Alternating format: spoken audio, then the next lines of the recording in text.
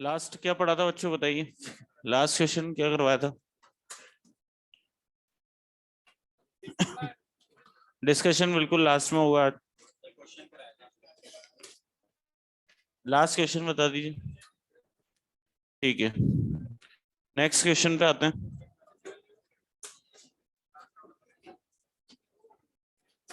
Next question लिखिए।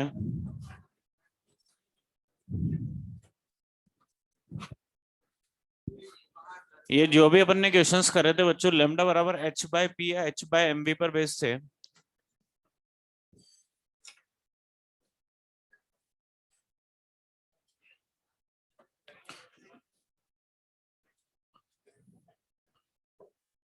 एक variety और बच रही है, लेमडा बराबर एच बाय पी या एच बाय एम बी पर। लिखिए, if momentum of electron, question लिखिए बच्चों।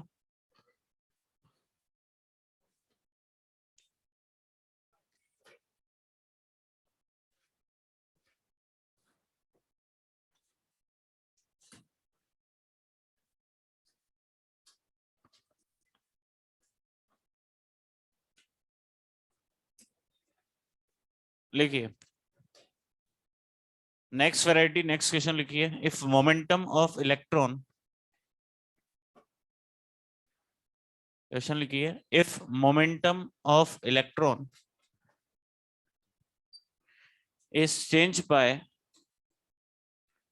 इस तरह का क्वेश्चन आपके एग्जाम में 2 बार पूछा हुआ है। If momentum of electron is change bye 9 into 10 की पावर -26 kg मीटर पर second, if momentum of electron is changed by 9 into 10 की पावर -26 kg मीटर पर second, then change in its de Broglie wavelength, then change, short में लिख लो, in its de Broglie wavelength is 0.25%. Then change in its de Broglie wavelength is 0.25%. Then calculate initial momentum of electron. Then calculate initial momentum of electron. करिए try.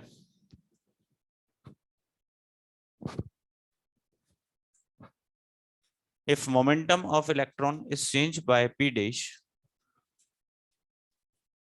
then change in its de Broglie wavelength, change in its de Broglie wavelength is 0.25%. Then calculate initial momentum of electron.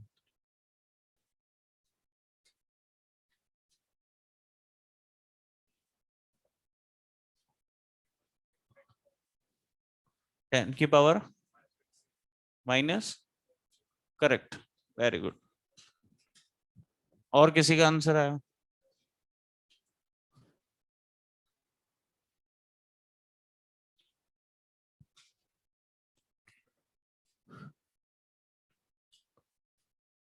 Momentum of electron is changed by p dash, then change in its de Broglie wavelength is this one. Then calculate initial momentum of electron.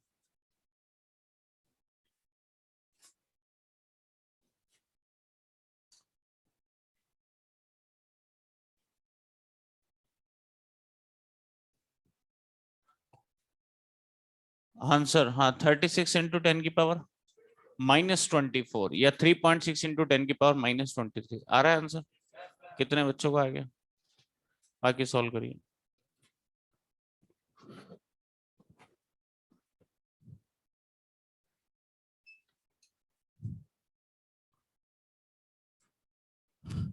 देखिए बच्चों, दोनों में आपको change दे रखा है, momentum में भी और वेवलेंथ में भी। सबसे पहला काम आपको क्या करना है, ये जो वेवलेंथ में चेंज गिवन है इसको सॉल्व करिए, और सॉल्व करके 0.25% हटाओगे तो डिवाइड बाय 100, और पॉइंट हटाओगे तो भी 100 इंटू लेमडा, ये आपके पास आया। यहां से क्या करके आपको सॉल्व करके लेमडा बाय डेल्टा लेमडा की वैल्यू आपको कैलकुलेट करनी है सबसे पहले। अच्छा बताइए लेमडा बाय डेल्टा लेमडा कितना हो गया, 25 4 जा, और ये हो गया 4 इंटू 100 400। सबसे पहला काम आपको ये करना है, सॉल्व करके लेमडा बाय डेल्टा लेमडा की वैल्यू कैलकुलेट कर लें। जो भी वेवलेंथ में परसेंटेज चेंज गिवन है इसको सॉल्व करके ये निकाल लिया हमने। अब आपको कैलकुलेट करना है इनिशियल मोमेंटम। मैंने मान लिया इनिशियल मोमेंटम कितना है, पी की वैल्यू आपको निकालनी है। अच्छा बताइए दोनों में आपको चेंज गिवन है बच्चों, मोमेंटम में भी और वेवलेंथ में भी चेंज गिवन है, तो आपको क्या करना पड़ेगा, दोनों में कोई रिलेशन जानते हो, पी और लेमडा में क्या होता है, पी बराबर एच बाय लेमडा। तो मैं यहाँ पर लिख सकता हूँ दोनों में चेंज हमारे पास P बराबर एच बाय लेमडा हमारे पास होता है, इनिशियल मोमेंटम मैंने मान लिया P, तो मैं लिख सकता हूं बच्चों P इज प्रोपोर्शनल टू, क्योंकि H कांस्टेंट है, H क्या है कांस्टेंट, तो मैं यहां पर लिख सकता हूं कि P is proportional to lambda की पावर -1। क्या लिख सकता हूँ, P is proportional to lambda की पावर -1, क्योंकि आपके पास H कांस्टेंट है। अब दोनों में चेंज दे रखा है, मोमेंटम में भी और वेवलेंथ में भी, तो यहां भी आपको चेंज निकालना पड़ेगा। आप चेंज कैसे निकालें, तो चेंज निकालने के लिए आप देखो ये देख लेना एरर जो है वो 5% से कम है या ज्यादा, कम या ज्यादा, कम। 5% से कम के लिए तो एरर मेथड अप्लाई करते हैं सर, अगर 5% से ज्यादा होता तो क्या करते, तो फिर हम कैलकुलेट करते final minus initial upon initial, तो ऐसा बात करते हैं। अभी ये 5% से कम है तो एरर मेथड अप्लाई करिए, आप एरर पढ़ चुके हो, डेल्टा पी बाय पी बराबर पावर आगे आ गई minus delta lambda by lambda, ऐसा लिख सकता हूं मैं, एरर मेथड से मैंने ऐसा लिख दिया। अब हमारे पास अगर ऑप्शंस जो भी दी जाएंगे, एक वैल्यू आ रही है 3.6 इंटू 10 की पावर -23, ये वैल्यू आ रही है। तो अगर वैल्यू आ रही है तो आई कैप जे कैप तो है ही नहीं कि अपन डायरेक्शन की बात करें, तो मैग्नीट्यूड की बात कर रहा है, तो मैं यहाँ पर मैग्नीट्यूड देखता हूँ, हमें इस मोमेंटम का मैग्नीट्यूड चाहिए, तो मैंने यहाँ मैग्नीट्यूड लिया पी बराबर, मैं लिख सकता हूँ बच्चों डेल्टा पी और लेमडा बाय डेल्टा लेमडा, ये फाइनली मेरे पास आ जाएगा पी बराबर delta P lambda by delta lambda. अब देखिए लेमडा बाय डेल्टा लेमडा आपने कैलकुलेट किया, ये रहा 400, और डेल्टा पी आपके पास ये रहा, तो डेल्टा पी रख रहा हूँ 9 इंटू 10 की पावर -26, और लेमडा बाय डेल्टा लेमडा है 400, ये हो गया 9 4 जा 36, 36 इंटू 10 की पावर -24, मतलब 3.6 इंटू 10 की पावर -23 kg मीटर पर सेकंड। ये तो आपका हुआ बच्चों प्रॉपर मेथड जो आपसे पूछा गया था इनिशियल मोमेंटम। अगर डायरेक्ट सॉल्व करना है तो ध्यान से सुनिए, कितना फास्ट सॉल्व करना हो इस तरह का क्वेश्चन, क्योंकि 2 बार मेन एग्जाम में आया हुआ है। इधर देखिए क्या करें, आपको क्या करना है, ध्यान से सुनना, मैं क्वेश्चन पूछूंगा अभी आपसे। आपको क्या करना है, कोई भी क्वेश्चन आए इस तरह का, आपको लेमडा बाय डेल्टा लेमडा अपने माइंड में सोचना है, जो भी दे रखा है। कैसे सोचोगे, जैसे 0.25%, 0.25 मतलब 0.25 बाय 100% हटाया, तो मन में सोचिए पॉइंट हटाया 25 बाय 100 मतलब लेमडा बाय 400, तो लेमडा बाय डेल्टा लेमडा आ गया 400। आपको सॉल्व करके माइंड में सोचना है कि लेमडा बाय डेल्टा लेमडा आपके पास कितना। अगर लेमडा बाय डेल्टा लेमडा आपके पास आ गया तो मोमेंटम हम जानते हैं पी बराबर delta P lambda by delta lambda होता है, तो लेमडा बाय डेल्टा लेमडा का मल्टीपल होगा आपके पास डेल्टा पी, तो लेमडा बाय डेल्टा लेमडा 400 है, उसी का मल्टीपल में आपके पास आंसर होगा। सर मतलब कहना क्या चाहते हो, बस लेमडा बाय डेल्टा लेमडा सोच ले। जैसे मैं आपसे क्वेश्चन पूछता हूँ उसका जवाब देना। मैंने आपसे कहा if momentum of electron is change bye p dash, then change in its de Broglie wavelength is 0.2%, then calculate initial momentum of electron। तो सबसे पहले आप ये सोचिए कि लेमडा बाय डेल्टा लेमडा कितना कितना आ गया 500, अरे आया नहीं है, देखो लेमडा बाय 0.2%, 0.2% परसेंट हटाओगे तो डिवाइड बाय 100, पॉइंट हटाओगे तो 1000 हो गया। तो आप मुझे बताइए 2/1000 मतलब लेमडा बाय 500 बराबर डेल्टा लेमडा, तो lambda by delta lambda 500, lambda by delta lambda आ गया 500, उसी का मल्टीपल में आंसर होगा डेल्टा भी कितना है पी डैश, तो आपका आंसर आ गया 500 पी डैश। नहीं समझ में आया तो इसको कितना फास्ट बता सकते हो बताना, जो क्वेश्चन पूछ रहा हूँ। ये मेन एग्जाम में आया था आपके, momentum of electron is change by PM, momentum of electron is changed by pm, then change in its de Broglie wavelength is 0.5%, then calculate initial momentum of electron कितना 200 pm। Clear है, आपको बस lambda by delta lambda सोचना है। Point हटाया तो 100, point हटाया तो 10 और परसेंटेज हटाया तो 100, 1000 हो गया। 5/1000 मतलब 200 आ गया लेमडा बाय डेल्टा लेमडा, उसी का मल्टीपल आपका आंसर हो। कुछ समझ में आई बात? तो अभी तक अपन ने जो भी क्वेश्चन करे P बराबर H बाय लेमडा या H बाय MV पर हमारे पास बेस थे। लेमडा बराबर H by P, H by MV। अब आते हैं अपन काइनेटिक एनर्जी वाले क्वेश्चंस पर। काइनेटिक एनर्जी के क्वेश्चंस में पहले तो अपने को रिलेशन पता होना चाहिए। मैंने रिलेशन लिखाया होगा लेमडा का काइनेटिक एनर्जी के साथ, कोई रिलेशन लिखाया था? क्या लिखाया था बोलिए? लेमडा बराबर H अपॉन √2m_k। अरे सबको पता है ये आपके पास काइनेटिक एनर्जी के साथ रिलेशन। अब इस पर कितने कैसे क्वेश्चन बनते हैं उनकी बात करते हैं। तो एक काम करिए, पहले इसको नोट करिए, फिर क्वेश्चंस पर आते हैं।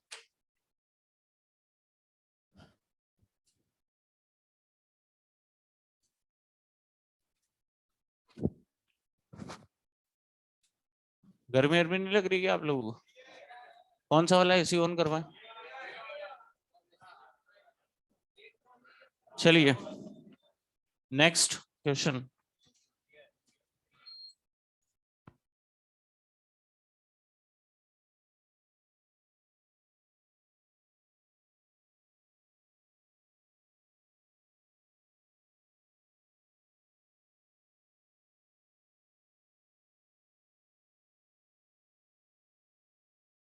लिखिए next question. If the ratio of,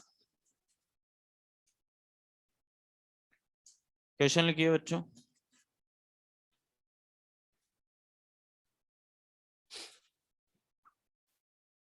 if the ratio of D, short में लिखना, डी ब्रोगली वेवलेंथ को बताया था ना, डी ब्रोगली वेवलेंथ इस तरह से। If the ratio of de Broglie wavelength, D Broglie wavelength of alpha particle and deuteron, alpha particle and deuteron is, board पे देखना, √3/4, √3/4, then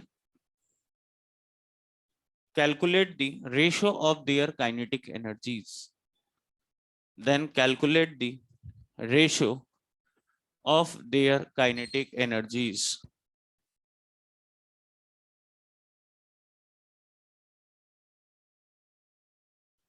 Calculate the ratio of their kinetic energies.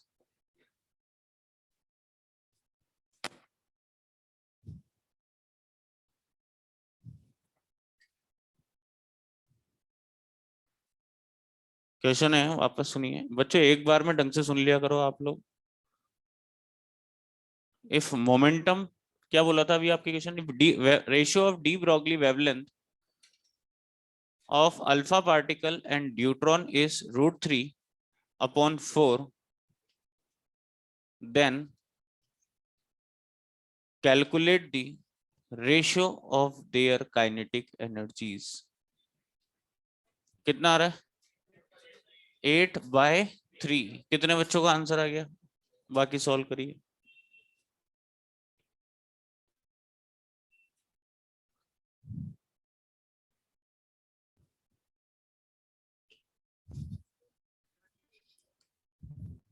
आ रहा है answer 8/3।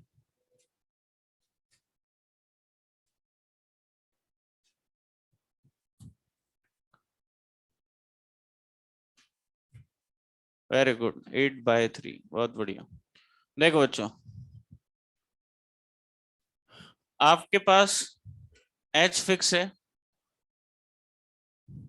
ये first और उधर वाला last row दोनों on कर दो, वो भी ऑन करना है। 2 कांस्टेंट,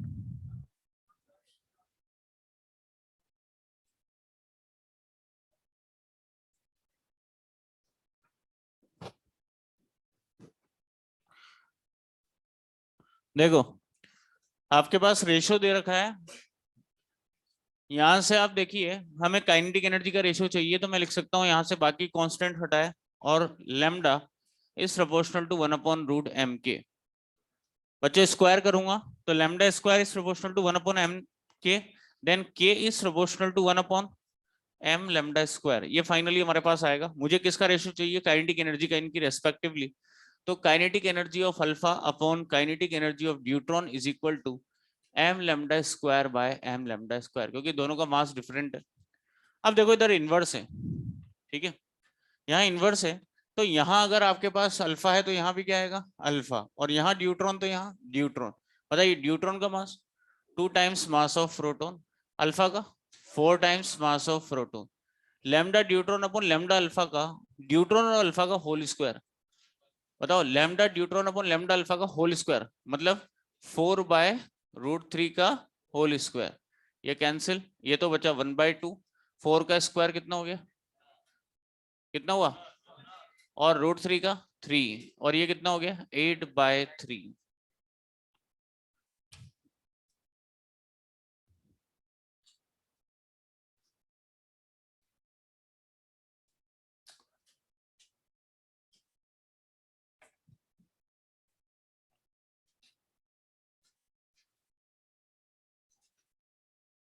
नेक्स्ट,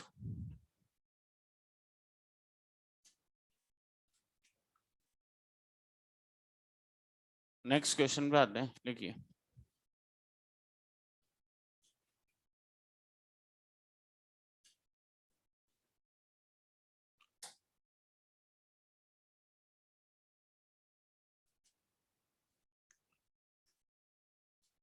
इफ, क्वेश्चन लिखिए, if kinetic energy of electron, next question, if kinetic energy of electron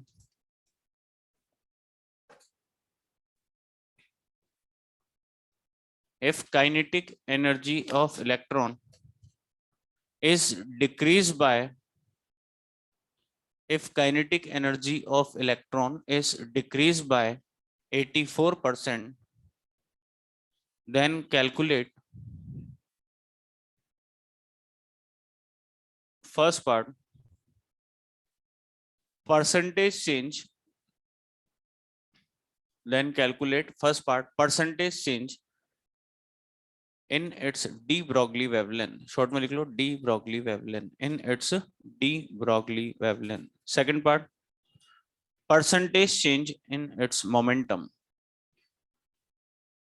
वापस सुनना क्वेश्चन, इफ मोमेंट आपके पास है kinetic energy of electron is decrease by 84%, then calculate first part percentage change in its de Broglie wavelength, second part percentage change in its momentum.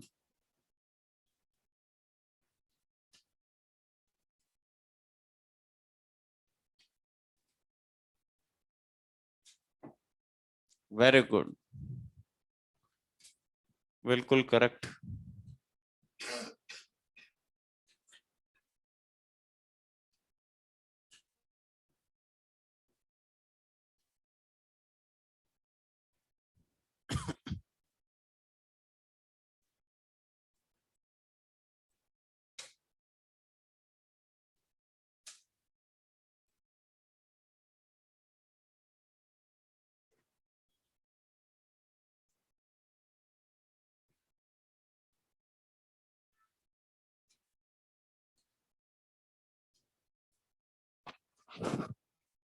हाँ बच्चों, किसी का answer आया फर्स्ट पार्ट का?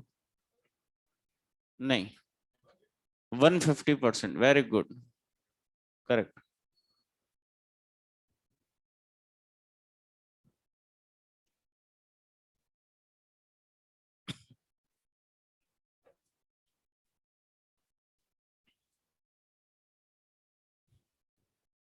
One 150%।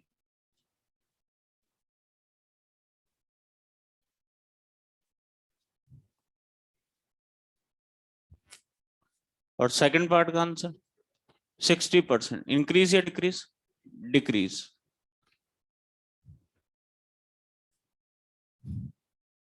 First part का answer 150%, second part 60% decrease, very good.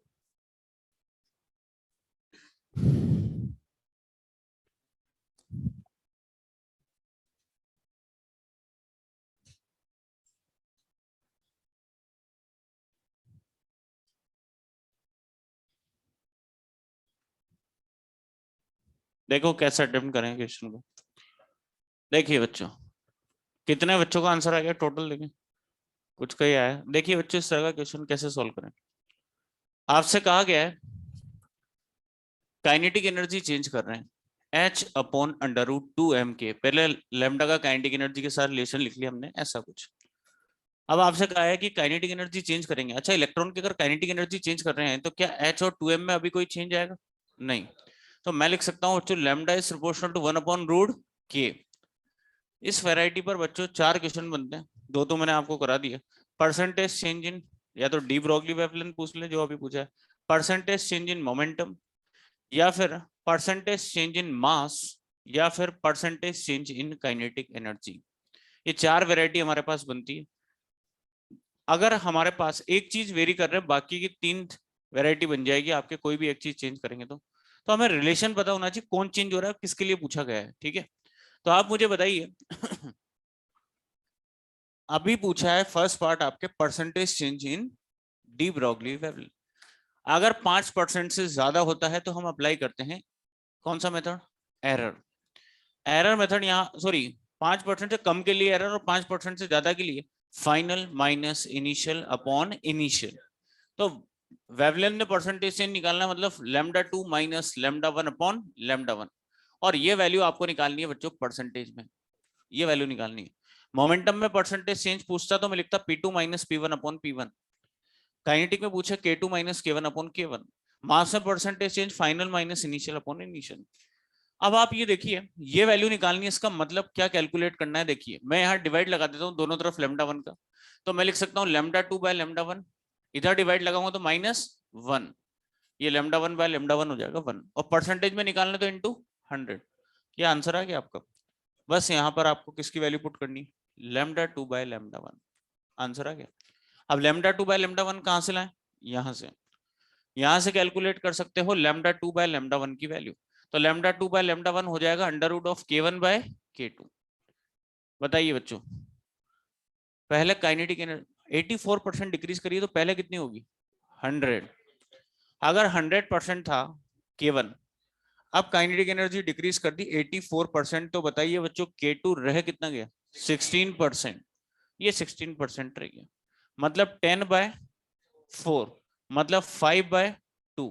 ये आया λ2 bye λ1, और इस λ2 बाय λ1 को उठा के यहाँ रख देते हैं अपन यहाँ पर, तो ये हो गया 5/2 -1 और इंटू 100, तो ये आ गया प्लस का 150%, और पॉजिटिव आ रहा है मतलब इंक्रीज।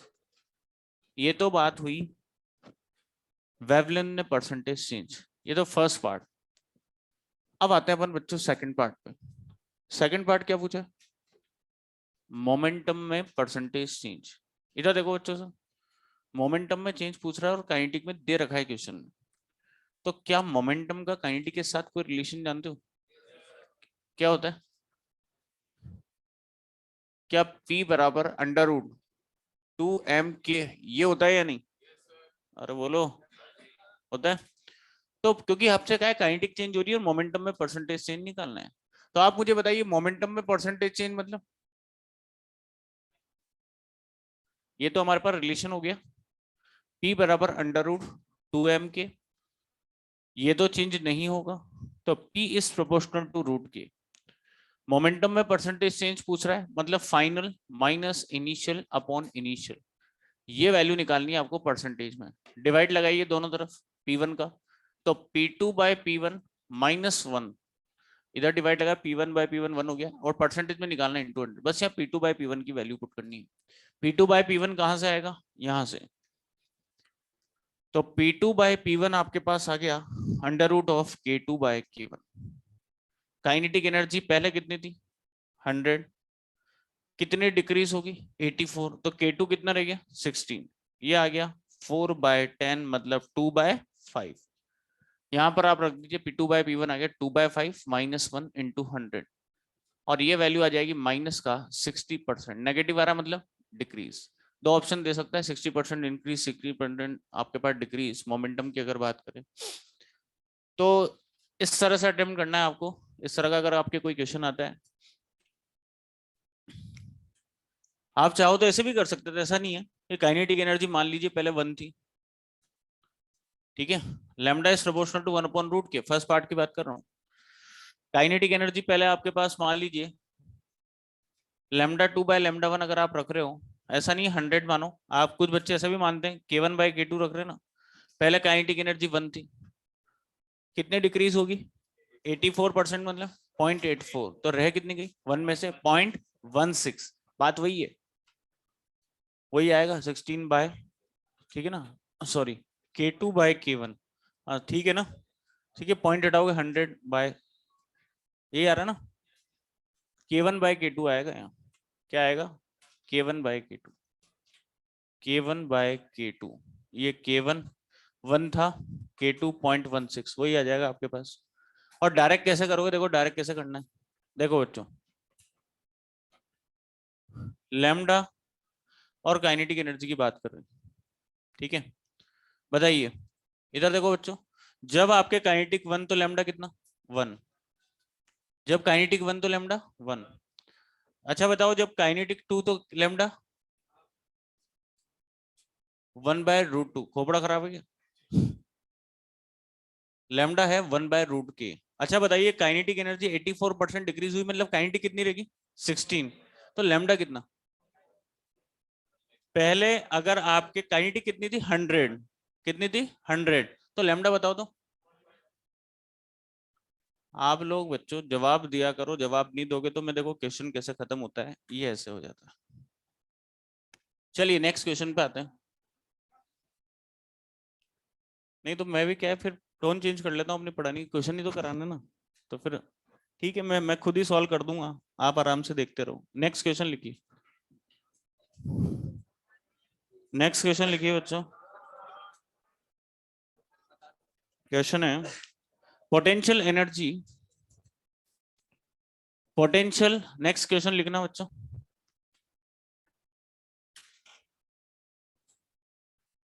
नेक्स्ट क्वेश्चन लिखिए,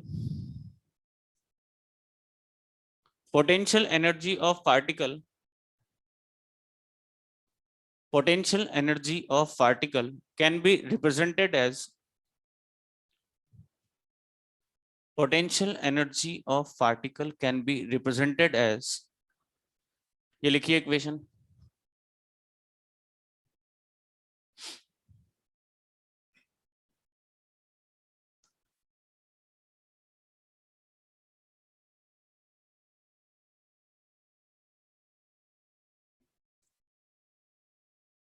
ये लिखिए बच्चों, potential energy of particle can be represented as,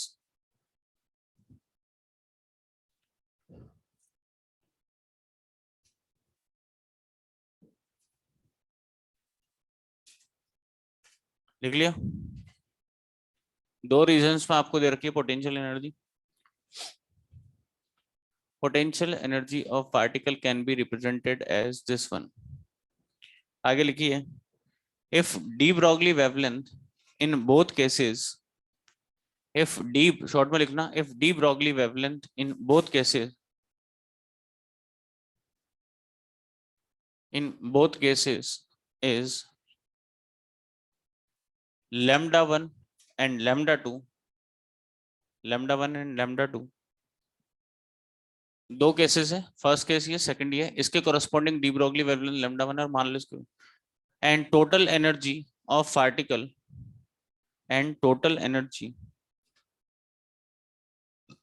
total energy of particle is 8E0 square, 8E0 square, then calculate λ1/λ2,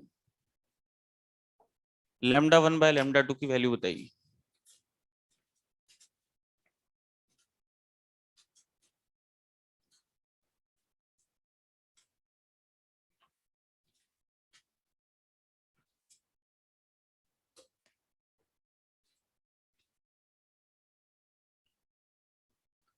active रहा करो, फटाफट क्वेश्चन देखा, 1 मिनट आधा मिनट जो भी आपको मिलता है सोल्व करने की कोशिश करा करो, न्यूट्रल ना बैठे, न्यूट्रल बैठोगे कि सर नोट कराएंगे और लिख लेंगे तो कुछ नहीं होने वाला फिर, √2/1, कितने बच्चों का आंसर आ गया, वेरी गुड,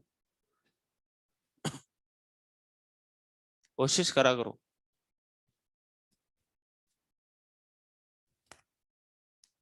इधर किसी का आंसर है, वेरी गुड, √2/1।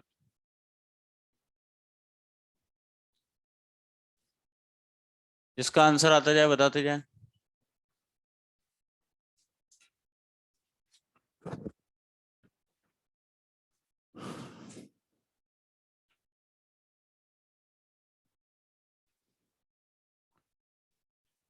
देखिए बच्चों, हमारे पास लेमडा का काइनेटिक एनर्जी के साथ रिलेशन होता है। लेमडा बराबर क्या होता है, H/√2m/k। अब आपसे कहा गया है, देखो H तो फिक्स है और इलेक्ट्रॉन के लिए 2m हमारे पास फिक्स है, तो मैं लिख सकता हूँ lambda is proportional to 1/√k। आपसे पूछा है λ1/λ2 इज इक्वल टू √k2/k1। बताइए बच्चों, हमारे पास पहले केस के लिए काइनेटिक एनर्जी बात करते हैं। क्या आपको दे रखा है टोटल एनर्जी कितनी, 8E0²। अच्छा, फर्स्ट केस के लिए बताइए पोटेंशियल एनर्जी कितनी, 4E0। अगर टोटल इतनी है, पोटेंशियल इतनी है, तो काइनेटिक कितनी, 4E0²। तो ये तो 4E0²। अच्छा बताइए, सेकंड केस के लिए पोटेंशियल एनर्जी कितनी, 0। तो क्या सारी काइनेटिक हो जाएगी, अरे होगी या नहीं, कितनी, 8E0²। तो हमारे पास ये कितना हो गया, √2/1। कुछ समझ में आई बात। नेक्स्ट क्वेश्चन, इसको नोट करिए।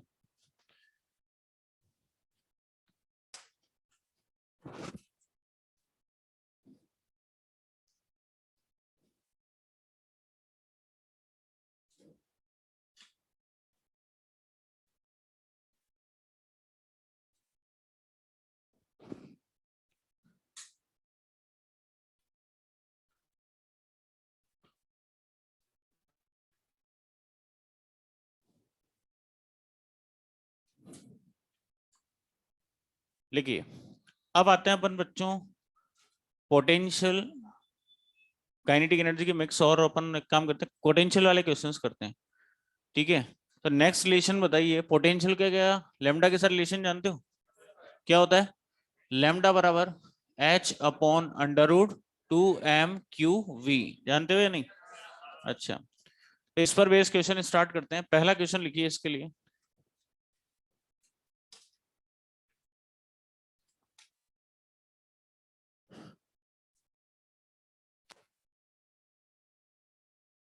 इफ Li36++, यह है डबली आयनाइज लिथियम, ठीक है। ब्रैकेट में लिख सकते हो चाहो तो डबली आयनाइज्ड, हाँ डबली, Li36++ and alpha. If Li36++ and alpha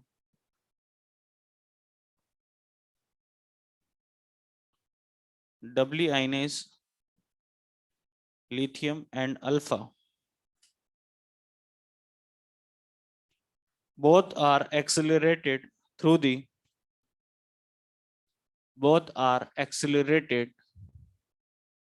the same potential difference. Both are accelerated through the same potential difference. Then calculate the, if Li36++ and alpha both are accelerated through the same potential difference, then calculate the ratio of their, short में लिख लेना, de Broglie wavelength. Then calculate the ratio of their de Broglie wavelength.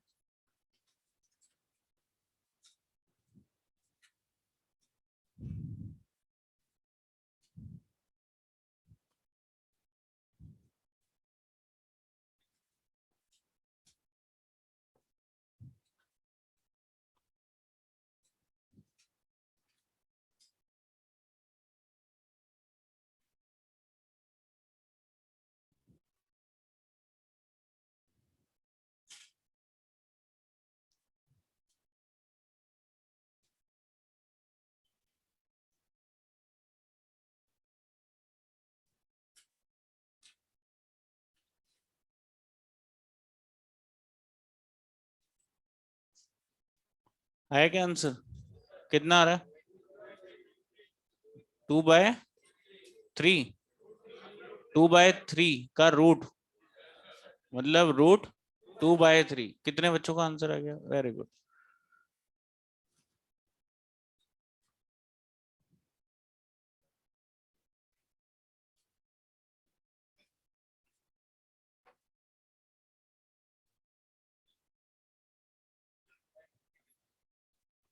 √2/3 ये आ रहा होगा answer, देखो आ रहा है।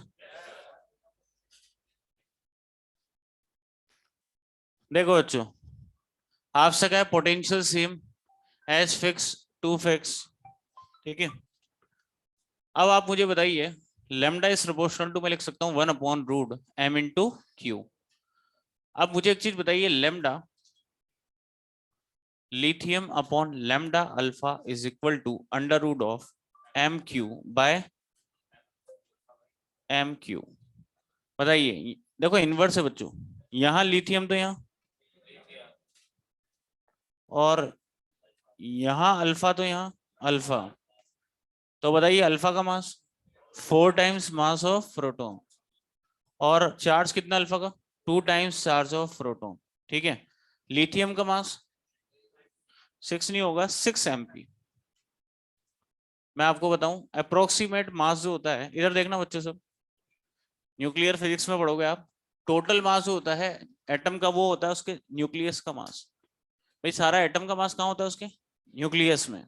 Mainly अगर बात करें अप्रोक्सीमेट मास, और उसके न्यूक्लियस का मास होता है एक प्रोटॉन या न्यूट्रॉन का मास, या तो mp या mn, या तो प्रोटॉन या न्यूट्रॉन का मास इनटू उसका मास नंबर। सर कैसे आए? तो देखो, मैं आपको एक एग्जांपल देता हूँ छोटा सा। कार्बन 612, अगर इस एटम की बात करें तो इसमें कितने प्रोटॉन होंगे? 6। कितने न्यूट्रॉन? 6। अगर मैं 6 प्रोटॉन और 6 न्यूट्रॉन का मास निकाल दूं तो क्या अप्रोक्सीमेट इसके न्यूक्लियस का मास आएगा? अच्छा बताइए, एक प्रोटॉन का मास mp, तो 6 प्रोटॉन का मास 6 mp। एक न्यूट्रॉन का mn, तो 6 न्यूट्रॉन का 6 mn। ये इसका अप्रोक्सीमेट मास आ गया। प्रोटॉन और न्यूट्रॉन का मास क्या होता है? अप्रोक्सीमेट सेम होता है या नहीं? तो मैं न्यूट्रॉन की जगह या तो प्रोटॉन लिख दूं, या प्रोटॉन की जगह न्यूट्रॉन, कुछ भी लिख सकते हो आप। मैंने यहाँ पर लिखा है इसे प्रोटॉन। अगर ये प्रोटॉन लिख दूंगा तो ये कितना हो गया? 12 mp। ये आ गया मास। तो ये तो मास नंबर है कार्बन का, और ये एक प्रोटॉन का मास। ये होता है टोटल मास हमारे पास। तो ये ध्यान रखना बच्चों, आगे भी काम आएगा। इसीलिए आप अल्फा जो होता है ना बच्चों, He24, ये तो इसका मास नंबर है। अल्फा का मास कितना लिखते हो? 4 mp। अरे लिखते हुए नहीं? तो लिथियम का कितना लिखोगे? 6 mp। और चार्ज कितना? डब्ल्यू आइनाइज है तो 2 qp। और ये इसका अंडर रूट आ जाएगा, ये तो कैंसिल हो गया आपके पास, ये कैंसिल हुआ, और ये बचा 2/3 का अंडर रूट। ये आंसर आ जाएगा आपका। तो इसको जरूर लिख लें, ये काम आएगा आपके आगे भी। नोट करिए बच्चों।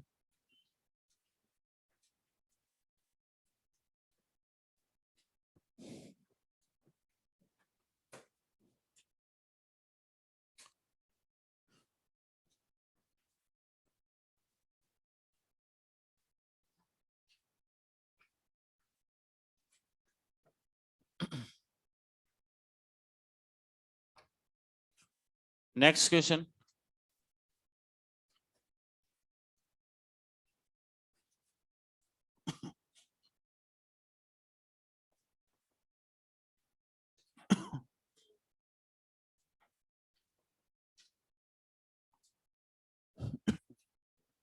नेक्स्ट क्वेश्चन लिखो। लिखाऊं? लिखिए, if proton, if proton, deuteron, if proton, deuteron and alpha, if proton, deuteron and alpha all are moving with same potential difference, if proton, deuteron and alpha, if proton, deuteron and alpha all are moving with same potential difference, then calculate the ratio of their de Broglie wavelength. If proton, deuteron and alpha all are moving with same potential difference, then calculate the ratio of their de Broglie wavelength. Correct option आपको बताना है, try करिए एक बार.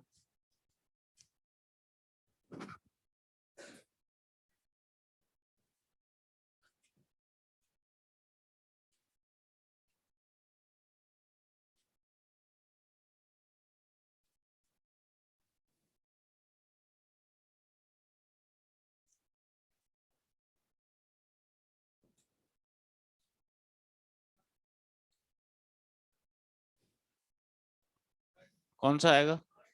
Third कितने बच्चों का आ गया? Correct. बाकी सोल्व करिए.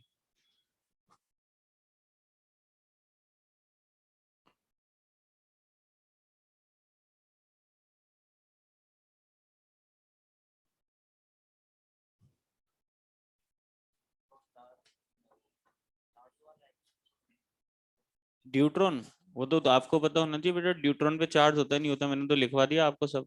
अल्फा पार्टिकल, ड्यूट्रॉन, प्रोटॉन सबके लिए चेक करो. पीछे देखो एक बार लिखवा रखा है मैंने आपको बेटा. Third are answer. बताइए बच्चों. लेमडा का पोटेंशियल की बात कर रहे हैं, तो लेमडा का पोटेंशियल के साथ रिलेशन क्या होता है बोलो? h by under root 2m/q_v. अच्छा, v सबका क्या है? सेम. कोई भी क्वेश्चन आगे करना है इस तरह से करें. अच्छा, h भी क्या है? सेम. और 2 भी क्या है? सेम. तो आप बताइए लेमडा इज प्रोपोर्शनल टू 1/रूट m इंटू क्यू. ये आपके पास आ जाएगा. ठीक है. अब आपसे पूछा है इनका रेशो, तो आप देखिए तीनों का कंपैरिजन करते हैं. किस किस का? प्रोटॉन, ड्यूट्रॉन और अल्फा. बताइए बच्चों. प्रोटॉन के लिए क्या लिखूं? 1/√, मास ऑफ प्रोटॉन और चार्ज ऑफ प्रोटॉन. सब प्रोटॉन की टर्म्स में कन्वर्ट करिए. बोलिए. Deuteron 2 times mass of proton और चार्ज प्रोटॉन के बराबर. ड्यूट्रॉन का जो चार्ज होता है बेटा लिखा रखा है प्रोटॉन, बताया था या नहीं? अच्छा, अल्फा पार्टिकल की बात करें तो 1/मास ऑफ अल्फा और चार्ज ऑफ अल्फा. अल्फा का मास 4 टाइम्स मास ऑफ प्रोटॉन और charge 2 times charge of proton, और इसका अंडर रूट. देखो 1/m इंटू क्यू का अंडर रूट, ये तो सब तरफ क्या हो गया? कैंसिल. कैंसिल हो गया तो फाइनली मैं लिख सकता हूँ ये तो हो गया 1, ये 1/√2 और ये 1/√8, मतलब 2√2. अब अगर मैं फोर्थ ऑप्शन देखता हूं तो ये मैच नहीं हो रहा. यहाँ 1/√2 होता तो करेक्ट हो जाता, तो ये नहीं है. तो फिर इसको मल्टीप्लाई करके देखते हैं. पूरी इक्वेशन को मैं क्या करता हूँ? 2√2 से मल्टीप्लाई कर देता हूँ, जो सबसे है ना. 2√2 से मल्टीप्लाई करूंगा तो ये 2√2 इज टू 2:1. कुछ समझ में आई बात? चलिए नेक्स्ट क्वेश्चन पे आते हैं, इसको नोट करिए.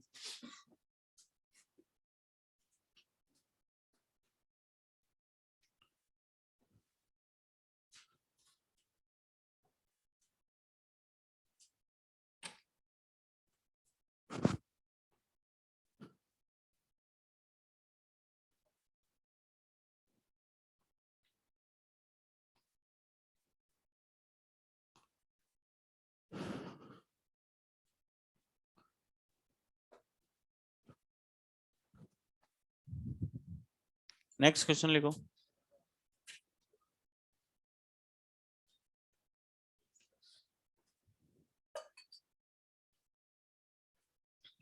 लिखिए.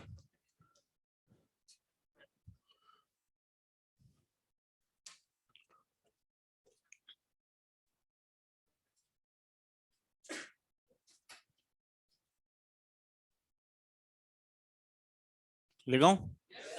लिखो. Electron observed bye electron microscope. electron observed by electron microscope having de Broglie wavelength, short में लिख लो de Broglie wavelength. electron observed by electron microscope having de Broglie wavelength, having de Broglie wavelength 0.4 angstrom, 0.4 angstrom. Then calculate then calculate its accelerating potential and kinetic energy.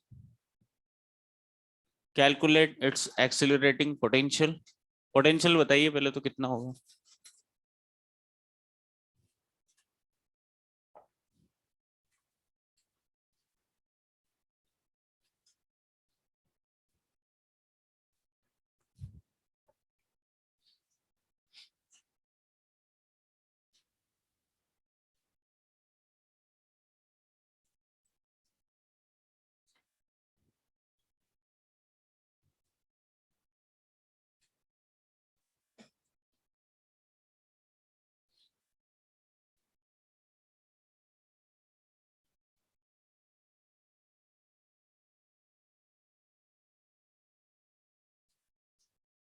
नहीं,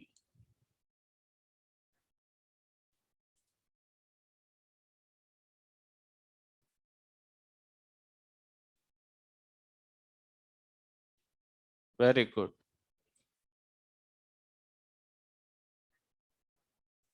हाँ, approx कितना आएगा? 937 है ना?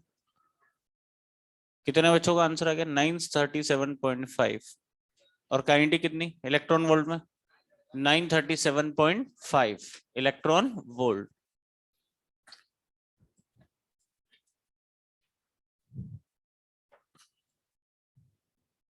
देखिए बच्चों, काफी सारे बच्चे क्या कर रहे हैं, इस तरह से सॉल्व करने में लग रहे हैं।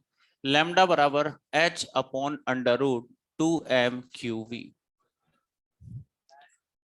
इसका यहाँ पोटेंशियल निकालना है, लैम्डा रख रहे हैं है ना, 2m/q रख रहे हैं, h रख रहे हैं, स्क्वायर करके। कितने बच्चे ऐसे हैं जो इस फॉर्मूले से सॉल्व कर रहे थे? ईमानदारी से बताइए, और ईमानदारी दिखाइए ना। तो हमारे पास यहां से भी सॉल्व कर सकते हो, पर कैलकुलेशन बहुत ज्यादा होगी।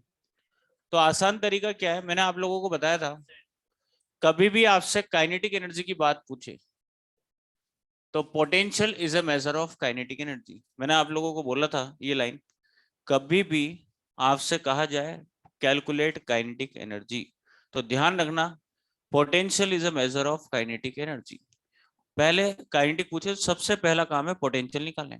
अब पोटेंशियल कैसे निकालें, तो मैंने आप लोगों को लिखा रखा है इलेक्ट्रॉन के लिए approx 150 upon lambda E square, lambda ई एंगस्ट्रॉम में, तो ये वोल्ट में, कुछ याद है?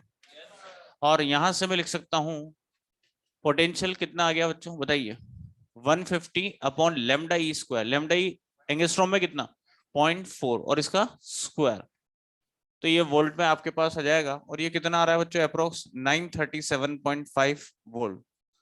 और अगर पोटेंशियल आ गया तो potential is a measure of kinetic energy. के बराबर इलेक्ट्रॉन है, चार्ज क्यू, और वी पोटेंशियल कितना है 937.5 वोल्ट। तो फाइनली आ जाएगा 937.5 इलेक्ट्रॉन वोल्ट। ये आपका आंसर आ जाएगा। तो फिर भी कभी ध्यान रखना, आप मॉड्यूल में भी अगर क्वेश्चन सॉल्व करो, कभी भी काइनेटिक की बात है तो पोटेंशियल चेक कर लीजिए, और पोटेंशियल इलेक्ट्रॉन के लिए हमारे पास कुछ ऐसा।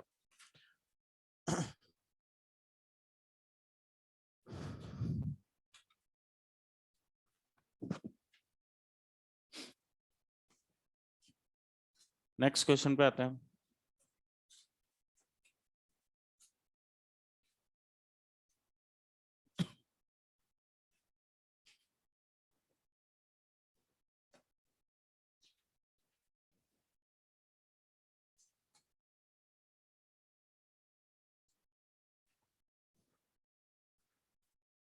और बच्चों ये बताइए, कुछ समझ में आ रहा है आप लोगों को? क्लियर है सबको यहाँ तक? अब आते हैं अपन पोटेंशियल के बाद, बाकी आगे मिक्स क्वेश्चन करेंगे, अभी तो अपन चल रहे हैं कि कैसा क्वेश्चन अटेम्प्ट किए जाते हैं। नेक्स्ट क्वेश्चन पे आते हैं। इधर शिफ्ट हो बेटा, जैसे कोरोना चल रहा है, तुम लोग क्या आसपास मत रहा करो। लिखो लिखो next question.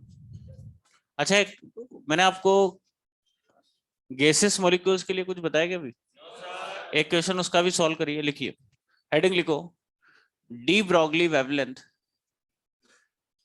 Of gaseous molecules, atoms या फिर पार्टिकल्स। गैसियस मॉलिक्यूल्स, एटम्स या पार्टिकल्स की डी ब्रोगली वेवलेंथ की बात करते हैं। देखिए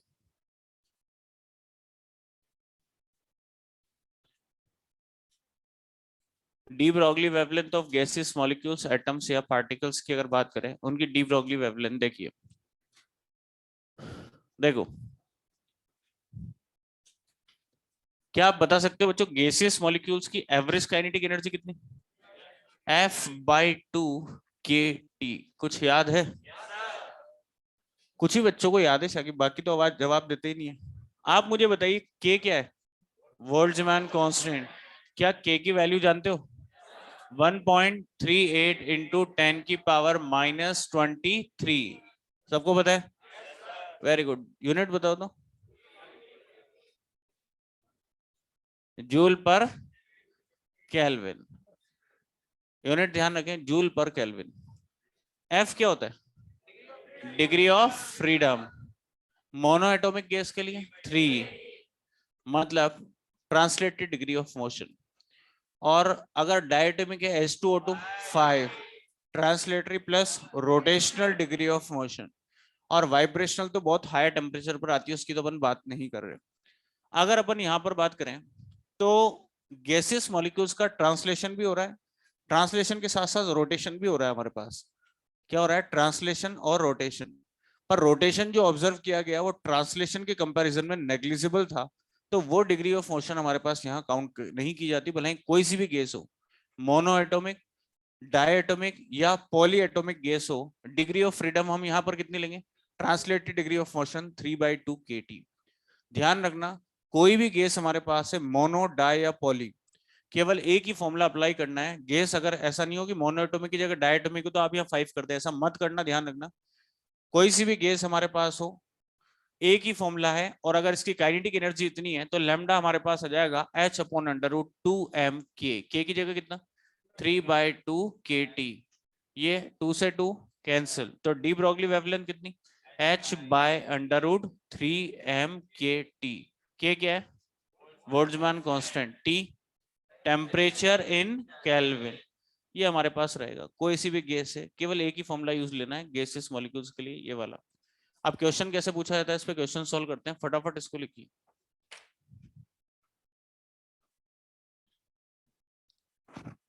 इस पे भी एक क्वेश्चन करते हैं सॉल्व।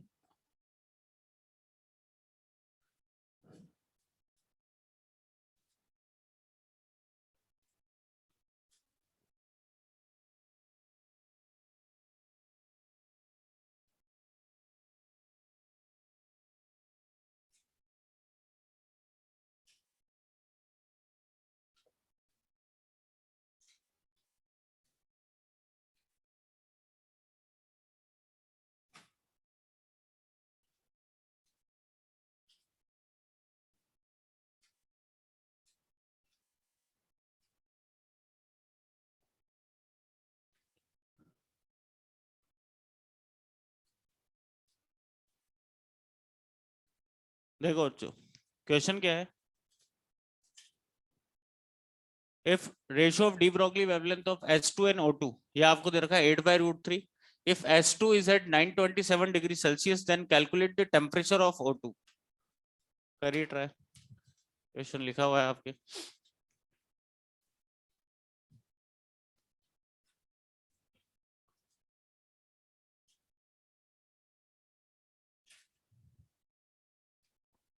डी ब्रोगली वेवलेंथ का आपको रेशियो गिवन है।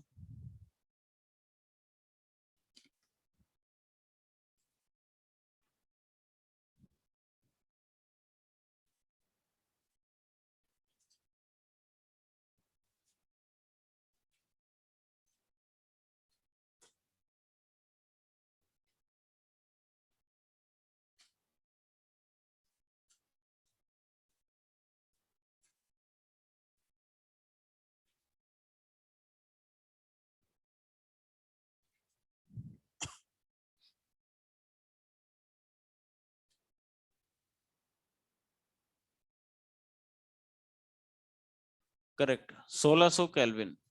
बहुत बढ़िया। जिसका आंसर आता जाए बताते जाए।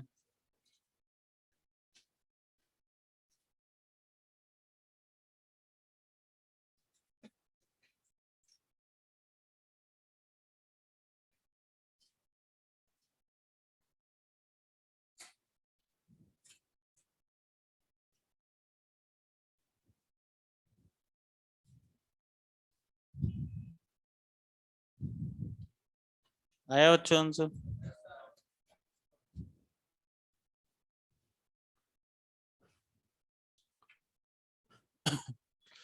गैसेस मॉलिक्यूल्स के लिए अप्लाई करना है H upon under root 3m/kT। 3m/kT। के Boltzmann constant, H constant, 3 constant. कोई भी क्वेश्चन है अटेम्प्ट करने का तरीका केवल एक ही है, कांस्टेंट हटाइए, प्रोपोर्शनलिटी की बात करिए। तो लैम्डा इज प्रोपोर्शनल टू बच्चों 1 अपॉन mt का अंडर रूट। टेम्परेचर निकालना है, स्क्वायर कर देता हूँ। Lambda square is proportional to 1 upon mt, तो t is proportional to 1 upon m lambda square. ये आ गया। अब आपको यहां से अगर मैं देखूं टेम्परेचर ऑक्सीजन का निकालना है, temperature of oxygen molecule upon temperature of hydrogen molecule is equal to m lambda square by m lambda square. अब इधर देखिए बच्चों, हमारे पास यहाँ ऑक्सीजन का ये इनवर्स है, यहाँ ऑक्सीजन तो यहाँ भी ऑक्सीजन आएगा, इनवर्स है। और यहाँ हाइड्रोजन तो ऊपर हाइड्रोजन आ जाएगा क्योंकि इनवर्स रिलेशन है। तो आप बताइए, टेम्परेचर ऑक्सीजन का आ गया, मास ऑफ हाइड्रोजन मॉलिक्यूल कितना होता है 2 mp, और ऑक्सीजन मॉलिक्यूल का मास 32 mp। Very good. इनटू, अच्छा बताइए lambda hydrogen upon lambda oxygen का स्क्वायर, इसका स्क्वायर करिए 64/3, और यहां जाएगा इधर, इसको इधर लिया टेम्परेचर ऑफ H2। अच्छा टेम्परेचर H2 का कितना लिखो 937 प्लस 273, ये हमारे पास आ जाएगा 1200। और फाइनली इसको सॉल्व करोगे तो ये आपके पास आ गया 1600 केल्विन।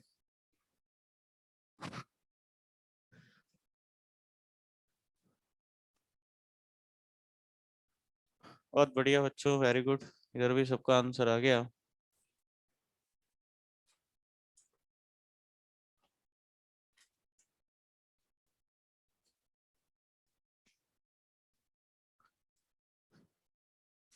अब देखिए, अभी तक अपन ने जो बात करी है क्वेश्चन की, उसमें electron, proton, deuteron, neutron, alpha, generally इन्हीं पार्टिकल्स की बात करी अपन ने, कहीं भी फोटोन को कनेक्ट नहीं किया। किसको कनेक्ट नहीं किया? फोटोन। अब फोटोन से रिलेटेड अगर कोई क्वेश्चन हमारे पास आता है तो वो कैसे अटेम्प्ट करें, ध्यान से देखिए बच्चों। अभी तक फोटोन की कहीं भी बात नहीं हुई है, तो फोटोन के लिए कुछ इंपॉर्टेंट पॉइंट्स मैं बता रहा हूँ, वो ध्यान रखें, फिर क्वेश्चन करते हैं अपन। तो नोट डाल के लिखिए पॉइंट्स जो मैं बता रहा हूँ। फोटोन से रिलेटेड क्वेश्चन करते हैं, फोटोन को कनेक्ट करते हैं इन पार्टिकल से। देखिए,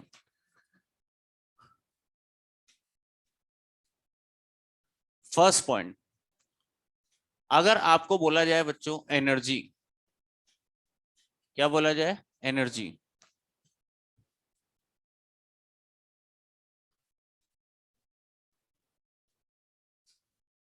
तो आप कौन सी एनर्जी मानोगे, काइनेटिक एनर्जी या टोटल एनर्जी? कौन सी मानोगे? तो ध्यान रखना काइनेटिक मानते हैं। अरे बच्चों सीधी सी बात है, आपसे कभी कहते हैं कि इलेक्ट्रॉन इतनी एनर्जी से मूव कर रहा है, वो क्या होती है उसकी? Kinetic energy. कौन सा फॉर्मूला यूज लेते हो? Half mv²। तो क्वेश्चन में टोटल एनर्जी के लिए तो खुद मेंशन कर देगा, ये ध्यान रखें। पर अगर आपसे कहा जाए क्वेश्चन में एनर्जी, तो हमेशा ध्यान रखना काइनेटिक एनर्जी ही माननी है। सेकंड पॉइंट हमारे पास है, अगर आपसे कहा जाए फोटोन की बात करें, फोटोन की एनर्जी। अच्छा बच्चों, एनर्जी मतलब जवाब दिया करो, एनर्जी मतलब काइनेटिक एनर्जी। तो हमारे पास ये काइनेटिक एनर्जी ई के, फोटोन की एनर्जी कितनी? Sc/λ, ये हमारे पास होता है। अच्छा बताइए, किसी भी पार्टिकल की टोटल एनर्जी आपने पढ़ा होगा कहीं, वो होती है उसकी रेस्ट मास एनर्जी प्लस उसकी काइनेटिक एनर्जी। कहीं पढ़ा है? देखो मैं आपको बताता हूँ इसका मतलब क्या है। ये तब वैलिड है जब comparable to speed of light से मूव करे कोई भी पार्टिकल, उसके लिए। क्यों? क्योंकि उसका मास एनर्जी में कन्वर्ट होता है उसी टाइम। आप बताइए, अगर कोई पार्टिकल या मैं हूं, अगर नॉर्मली मूव कर रहा हूं, क्या मेरे मास में वेरिएशन आ रहा है? क्या भी नहीं आएगा। पर अगर बताइए मैं लगभग स्पीड ऑफ लाइट से मूव करूंगा तो मेरे मास में वेरिएशन आएगा नहीं आएगा? तो जो मेरा रेस्ट मास है, अभी जो प्रेजेंट मास है, वो मूविंग मास के साथ कैसे चेंज होता है, ये भी पता होगा। रेस्ट मास मूविंग मास के साथ m बराबर m not upon under root 1 minus V square by C. ये तब होता है चेंज, हमारा रेस्ट मास जो चेंज होता है मूविंग के साथ, जब comparable to speed of light से मूव करे, वो कुछ इस तरह से।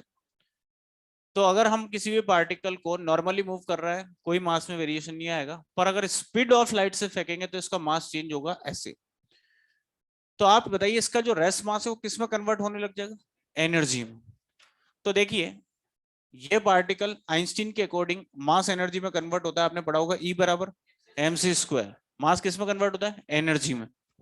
अगर कोई पार्टिकल मूव कर रहा है तो एक तो इसके पास कौन सी एनर्जी मिल रही है आपको? काइनेटिक, एक तो काइनेटिक है। अगर इसको स्पीड ऑफ लाइट से मूव करा रहे हैं तो इसका मास भी किसमें कन्वर्ट हो रहा है? एनर्जी में। मास किसमें कन्वर्ट होगा? एनर्जी में। और इसके बाद काइनेटिक तो ही सही, और इसका रेस्ट मास भी किसमें कन्वर्ट हो रहा है? काइनेटिक एनर्जी में, मतलब एनर्जी में कन्वर्ट हो रहा है। तो इसके पास टोटल एनर्जी होगी, एक तो रेस्ट मास एनर्जी, अगर इसका मान लो पूरा मास एनर्जी में कन्वर्ट हो जाए, कंप्लीट 100% मास एनर्जी में कन्वर्ट हो रेस्ट मास, तो उसकी रेस्ट मास एनर्जी होगी। जैसे इलेक्ट्रॉन है, इलेक्ट्रॉन की रेस्ट मास एनर्जी भी होती है बच्चों, एक तो मूव कर रहा है तो उसके पास काइनेटिक तो होगी सही। अगर इसका रेस्ट मास कंप्लीटली एनर्जी में कन्वर्ट हो जाए, इलेक्ट्रॉन का रेस्ट मास होता है 9.1 समथिंग इंटू 10 की पावर, है ना। अगर ये पूरा का पूरा मास गायब हो जाए, पूरा 100% कंप्लीट एनर्जी बन जाए, तो उसके इक्विवेलेंट इसका रेस्ट मास किस में कन्वर्ट हुआ? एनर्जी में। वो एनर्जी आप निकाल सकते हो, मास एनर्जी में कन्वर्ट हुआ है mc² से, m इंटू सी स्क्वायर। जो मास कन्वर्ट हुआ है वो m इंटू सी स्क्वायर। तो इलेक्ट्रॉन की रेस्ट मास एनर्जी आती है, आगे अपन पढ़ेंगे न्यूक्लियर फिजिक्स में, 0.51 मेगा इलेक्ट्रॉन वोल्ट अप्रोक्स। तो उसके पास एक तो रेस्ट मास एनर्जी होगी जो मास एनर्जी में कन्वर्ट हुआ है, प्लस उसके पास काइनेटिक। टोटल एनर्जी आती है रेस्ट प्लस काइनेटिक। क्या आप मुझे बता सकते हो बच्चों फोटोन का रेस्ट मास कितना? 0। तो फोटोन की रेस्ट मास एनर्जी कितनी? 0। फोटोन की रेस्ट मास एनर्जी होती है 0। इसका मतलब क्या हुआ? फोटोन की काइनेटिक और टोटल दोनों सेम। तो ध्यान रखना फोटोन की यही काइनेटिक होती है और यही एनर्जी टोटल। आपको फोटोन के लिए केवल और केवल एक ही फॉर्मूला यूज लेना है, दिस वन, ये वाला फॉर्मूला, Sc/λ। सब कुछ फोटोन के लिए एक ही टर्म है, Sc/λ। यही इसकी टोटल और यही इसकी काइनेटिक एनर्जी हमारे पास होती है। अच्छा देखिए, क्या आप फोटोन के लिए, बच्चों छापने में मत लगो, समझ लो नहीं तो क्वेश्चन नहीं बनेगा।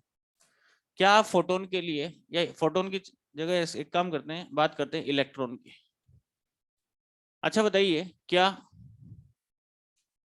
इलेक्ट्रॉन की बात करें तो क्या इलेक्ट्रॉन के लिए बच्चों अपन Sc/λ यूज ले सकते हैं या नहीं? ले सकते हैं या नहीं? नहीं ले सकते, क्योंकि कभी भी इलेक्ट्रॉन स्पीड ऑफ लाइट से मूव नहीं करता है। याद रखना, कभी भी इलेक्ट्रॉन के लिए मत लगाना Sc/λ। केवल फोटोन की एनर्जी होता है, फोटोन ही पैकेट है, E बराबर h नहीं Sc/λ, फोटोन के लिए एप्लीकेबल है। कभी भी इलेक्ट्रॉन की एनर्जी निकालनी हो Sc/λ यूज ना लें, अगर वेवलेंथ दे रखी हो तो ध्यान रखना। क्योंकि फोटोन एनर्जी का पैकेट जो था E बराबर h न्यू, वहां से आपके पास आ रहा है Sc/λ। फोटोन ही ऐसा है जो स्पीड ऑफ लाइट से मूव करता है, तो इलेक्ट्रॉन के लिए अप्लाई ना करें। दूसरा नेक्स्ट पॉइंट, किसी भी पार्टिकल की total kinetic energy, kinetic energy of particle,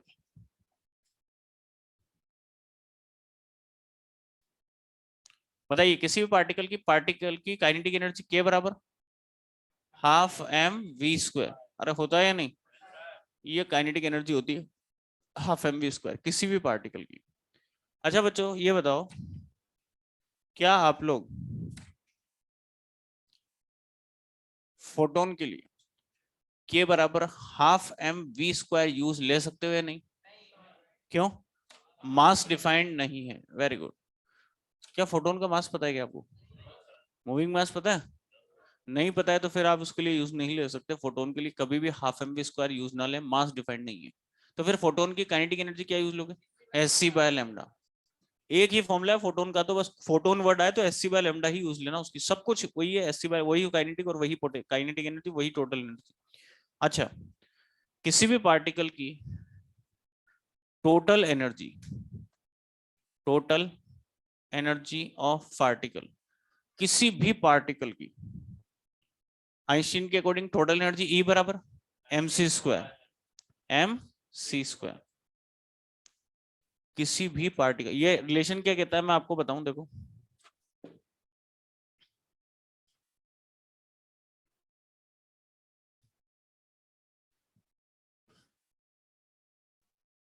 ये रिलेशन क्या कहता है बच्चों, ई बराबर एम सी स्क्वायर, इधर देखो सब,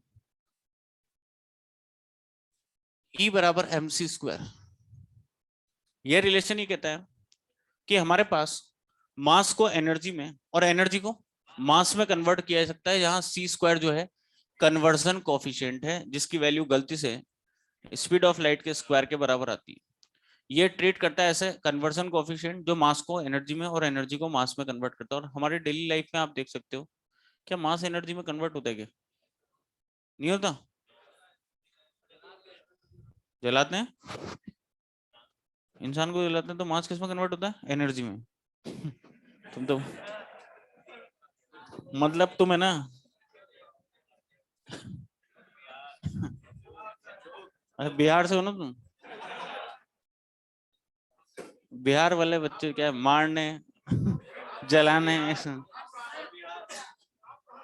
अच्छा सुनिए, ये समझ लो अपना समय खराब ना करें। इधर सुनिए, 1 मिनट में बेटा मैं समझा दूंगा आपको ना। सुनिए, मास एनर्जी में कन्वर्ट होता है बिल्कुल इसका, और एनर्जी मास में कन्वर्ट होती है क्या? बिल्कुल होती है, दोनों दोनों इंटर कन्वर्टेबल है। आप देखिए, मास को एनर्जी में, एनर्जी को मास में कन्वर्ट किया जा सकता है। आप प्रैक्टिकली भी सोच सकते हैं इस चीज को। जैसे आप, जैसे वाला के बिहार वाला बच्चा मैं क्या कर रहा हूँ, इसको बालक को अगर 1 महीने तक पिज्जा बर्गर फास्ट फूड खिलाऊं, जंक फूड, तो इसको एनर्जी मिलेगी, पिज्जा खाते ही एनर्जेटिक हो जाएगा। पर वो एनर्जी इसको किसकी फॉर्म में मिल रही है? मास। इसका मास इंक्रीज हो जाएगा। आप इसका वेट करोगे 1 डेढ़ 2 महीने बाद तो इसके मास में वेरी, मास इंक्रीज हुआ है नहीं, एनर्जी किस में कन्वर्ट हो रही है? मास में। और अगर मास को एनर्जी में कन्वर्ट करना है तो m बराबर E बाय सी स्क्वायर, इतनी ताकत से भगना पड़ेगा इसको, दौड़ लगाना पड़ेगा। अगर इसको अपना वेट वापस लूज करना है तो आप दौड़ लगाइए, आपका मास वापस किस में कन्वर्ट होता है? एनर्जी में। अरे होता है नहीं होता? नहीं होता। टाइम लगेगा, आप स्पीड अगर कम रखोगे तो टाइम लगेगा। ई बाई सी स्क्वायर अगर ऐसे दौड़ोगे तो तुरंत काम है। आप ऐसे मत सोचो कि मैं स्पीड ऑफ लाइट से दौड़ सकता हूँ, तुम तो नॉर्मल स्पीड से दौड़ लोगे, वही बहुत बड़ी बात है। तो दोनों इंटर कन्वर्टेबल है, कहने की बात यह है दोनों, जहां सी स्क्वायर सर इलेक्ट्रॉन के लिए भी लगा सकते हैं बिल्कुल, ये ध्यान रखना है, कन्वर्जन कोफिशिएंट की तरह ट्रीट किया है इसको। अगर इलेक्ट्रॉन का रेस्ट मास रखोगे तो रेस्ट मास एनर्जी देगा, एम अगर टोटल मास रखोगे तो टोटल एनर्जी देगा। मान लीजिए हमारे पास, जैसे मान लीजिए 1 kg मास है, अगर इस मास को एनर्जी में कन्वर्ट करना है, कंप्लीटली एनर्जी में कन्वर्ट करना है, तो आप यहां पर इसका मास रखिए, इंटू सी स्क्वायर करोगे, उसके इक्विवेलेंट एनर्जी आ जाएगी, वो इतनी एनर्जी देगा, कंप्लीट एनर्जी में कन्वर्ट हो जाएगा। टोटल मास रखोगे तो टोटल एनर्जी मिलेगी, रेस्ट मास रखोगे तो रेस्ट मास एनर्जी। मास को एनर्जी में कन्वर्ट करता है रिलेशन। तो किसी भी पार्टिकल का मास हो, electron proton neutron neutron alpha, हर किसी का मास एनर्जी में कन्वर्ट होगा, हर किसी की टोटल एनर्जी प्रोवाइड कर सकता है अगर आप यहाँ पर टोटल मास रखते हो। क्या ये बताइए, क्वेश्चंस में आप फोटोन के लिए अगर एनर्जी निकालनी है, क्या ई बराबर एम सी स्क्वायर से निकालोगे क्या? क्यों? मास डिफाइंड नहीं है, ये ध्यान रखें।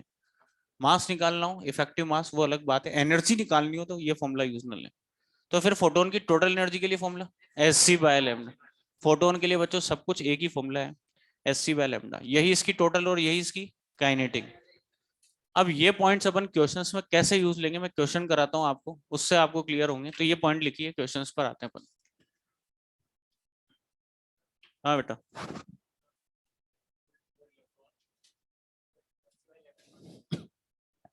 किसके लिए? ई बराबर एस सी बाय, नहीं इलेक्ट्रॉन,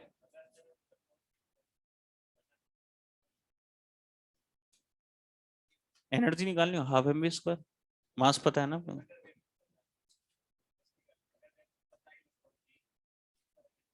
पोटेंशियल निकाल के अभी क्वेश्चन कराया,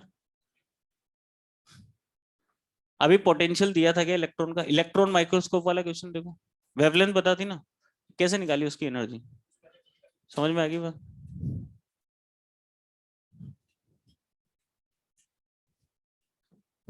अभी क्वेश्चन से क्लियर करते हैं आपके जितने भी पॉइंट्स है बच्चों।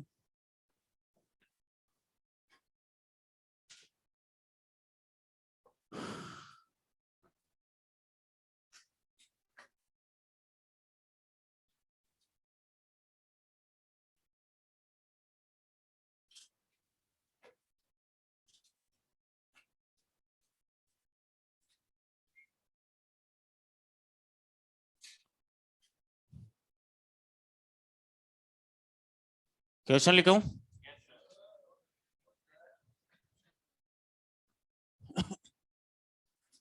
बच्चे क्या है, थोड़ा थोड़ा चुपचाप बैठे रहते हैं, मैं सोचता हूँ समझ में भी आ रहा है नहीं आ रहा बच्चों को? समझ में आ रहा है? तो जवाब देते रहें। क्वेश्चन प्रैक्टिस आपको बढ़िया से करा दी जाएगी। जिसको समझ में नहीं आया ना, पूछ भी लिया करो, शर्माने की जरूरत नहीं है। कोई भी चीज कहीं भी टाइम कोई समझ में नहीं आया, हाथ ऊपर करिए और पूछ लीजिए, ठीक है? लिखा हूं क्वेश्चन?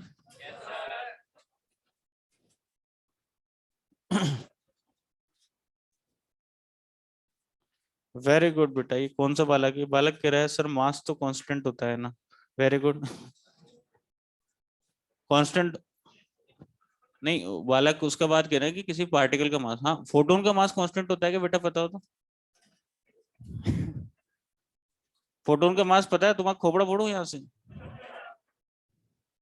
हाँ, जब फोटोन की बात कर रहे हैं, पॉइंट्स फोटोन की बात कर रहे हैं सारा, है ना? पार्टिकल का मास ठीक है कांस्टेंट होता है, फोटोन का तो पता ही नहीं है, कैसे कांस्टेंट बोल दोगे? चलिए क्वेश्चन लिखिए। If D Broglie wavelength, short में लिखना D Broglie wavelength. If D Broglie wavelength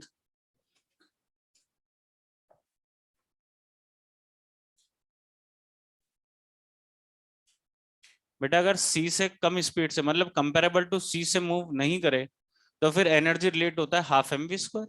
खत्म काम। फोटोन के लिए तो नहीं, फोटोन की तो एक ही है S C by lambda.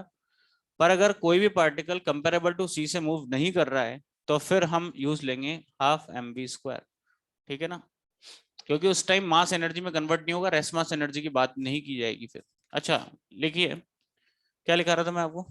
If D Broglie wavelength, online वाले बच्चों आप भी लिखो, if D Broglie wavelength of electron and photon, de Broglie wavelength of electron and photon is same, de Broglie wavelength of electron and photon is same, then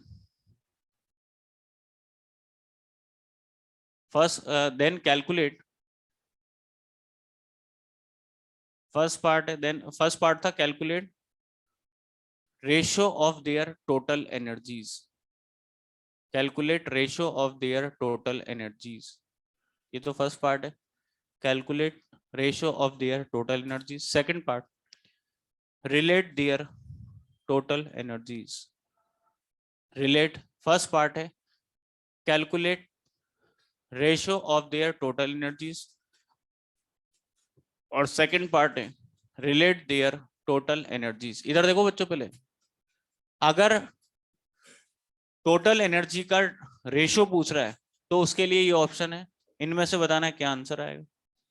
अगर इनकी D ब्रॉग मतलब total energy को relate करना है कि दोनों की बराबर, इसकी से कम ज्यादा, तो ये वाले ऑप्शन है, ठीक है? ट्राई करिए, देखें एक बार। दोनों की वेवलेंथ सेम दे रखी है बच्चों आपको।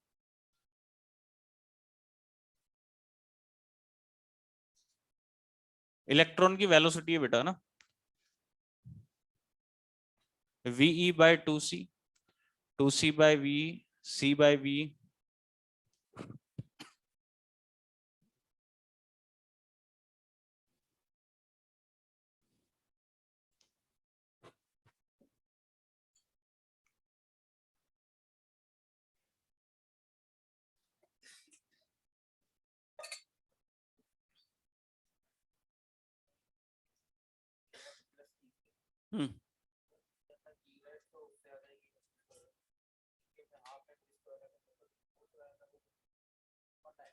हाँ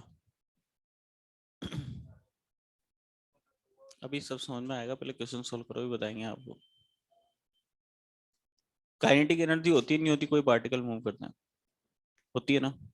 अगर उसका मास भी एनर्जी में कन्वर्ट कर रहा है तो उसके मास के इक्विवेलेंस एनर्जी है वो एनर्जी, ई रेस्ट। अगर पूरा मास कन्वर्ट हो जाए तो रेस्ट मास एनर्जी होगी वो। थोड़ा बहुत कन्वर्ट हो तो ई मान लो आप उसको, वो मतलब जो मास एनर्जी में कन्वर्ट हो वो एनर्जी, ठीक है? हाँ बच्चों, किसी का भी आंसर आया हो? इधर से किसी का कोई आंसर आया? इधर से किसी का आंसर आया? अच्छा देखो, एक क्वेश्चन मैं बताता हूँ, एक आपसे सॉल्व करवाऊंगा, ठीक है। इधर देखना बच्चों, इस तरह का क्वेश्चन कैसे सॉल्व करें। जब भी फोटोन वर्ड आए ना, जितने भी आपके मॉड्यूल में क्वेश्चंस हैं, सुन लेना, कहीं भी फोटोन अगर वर्ड आ रहा है ना, तो ये जो पॉइंट्स लिखा है ना मैंने, इन पॉइंट को याद ध्यान रखना एक बार।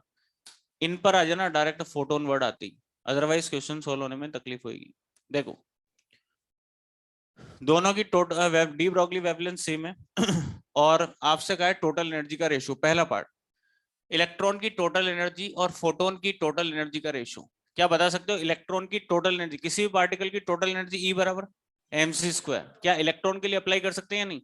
बिल्कुल कर सकते हैं। तो बताइए, m इलेक्ट्रॉन इंटू c²। अच्छा, फोटोन की टोटल एनर्जी sc/λ। फोटोन के लिए तो एक ही फॉर्मूला है, sc/λ।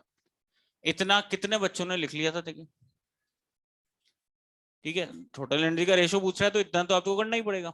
अब देखिए, अब हमें यहाँ फोटोन की ऐसा, अच्छा कुछ बच्चों ने ऐसा लिखा होगा, इधर देखो, यहाँ हाफ mv² लिखा होगा। ईमानदारी बताओ, कितने बच्चों ने ऐसा किया था? हाफ mv² कौन सी एनर्जी होती है? काइनेटिक। तो ध्यान रखना, टोटल बोला है तो टोटल लिखना है। समझ में आ गई गड़बड़ का है? चलो अब हमें फोटोन की तो पता है, वेवलेंथ यहाँ भाई दोनों की वेवलेंथ सेम दे रखी है। इलेक्ट्रॉन की वेवलेंथ तो है ही नहीं यहाँ डी ब्रोगली, तो इलेक्ट्रॉन की डी ब्रोगली ध्यान से देख लेना, आपसे नेक्स्ट क्वेश्चन आपसे सोल्व करवाऊंगा। फोटोन की तो है, इलेक्ट्रॉन की डी ब्रोगली वेवलेंथ नहीं है, तो इलेक्ट्रॉन की डी ब्रोगली वेवलेंथ भी लेके आते हैं अपन। कैसे लाए? मैं यहाँ पर क्या करूं हम सब जानते हैं बच्चों, जानते हो क्या कि इलेक्ट्रॉन की डी ब्रोगली वेवलेंथ लैम्डा बराबर h/mv। अरे जानते हो? तो यहां से me बराबर कितना हो गया? h/λ e into we. लिख सकता हूं? नहीं बोलोगे तो ध्यान भी नहीं रहेगी। फास्ट क्या, ऐसे नहीं बोलना जो पूछ रहा हूँ। me बराबर कितना? h/λ e into we. बोलोगे तो ध्यान रहेगा, ताकि आगे क्वेश्चन में फटाफट लिख दोगे me। ये me उठा के आप यहाँ पर रख दीजिए। तो आप फाइनली बताइए, me लग दिया मैंने lambda h/λ/e/v into c² upon hc/λ/p। देखो, एक सी से एक सी कैंसिल। क्या दोनों की वेवलेंथ सेम है या नहीं? वेवलेंथ सेम है तो ये वेवलेंथ भी कैंसिल कर दी, एच से एच भी गया। तो आप मुझे बताइए, टोटल एनर्जी का रेशियो आ गया आपके पास, कितना आ गया? c/ve। तो इधर तो कौन सा ऑप्शन आ गया? थर्ड। अब आप मुझे बताओ, क्या कभी कोई भी पार्टिकल, जैसे यहाँ तो इलेक्ट्रॉन है, क्या स्पीड ऑफ लाइट से मूव कर सकता है क्या? बोलो। कोई भी पार्टिकल हो, इतनी स्पीड, लाइट की स्पीड अचीव नहीं कर पाया अभी तक कंपेरेबल मान सकते हैं, बाकी इतनी स्पीड तो कोई भी अचीव नहीं कर पाया। और अगर इलेक्ट्रॉन की बात करें तो इलेक्ट्रॉन तक स्मॉल स्पीड पार्टिकल है। सी और वी में, स्पीड ऑफ लाइट और वी में कौन ज्यादा? सी। न्यूमरेटर ज्यादा है डिनोमिनेटर? न्यूमरेटर। अगर न्यूमरेटर ज्यादा है डिनोमिनेटर कम है, तो ये जो पूरा फैक्टर है ये लेस देन 1 आएगा, ग्रेटर देन? Greater than. अच्छा, ये दोनों बराबर हैं, अगर ये ग्रेटर देन 1 तो ये भी ग्रेटर देन 1। तो मैं लिख सकता हूं total energy electron upon total energy photon is greater than 1। तो यहां से लिख सकता हूं टोटल एनर्जी इलेक्ट्रॉन की फोटोन से क्या आएगी? ज्यादा। इधर कौन सा ऑप्शन आ गया? थर्ड। अरे कुछ समझ में आई बात? कितना समझ में आया अभी पता पड़ जाएगा नेक्स्ट क्वेश्चन में। लिखिए इसको। तो इस तरह से अटेम्प्ट करना है फोटोन से रिलेटेड क्वेश्चन। एक क्वेश्चन और करवा रहा हूं मैं आपको, अब आपको सॉल्व करना है। देखिए कितने बच्चों का आंसर आएगा।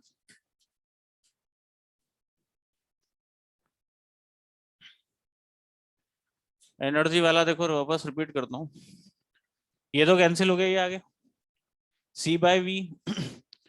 c और v में कौन ज्यादा? c।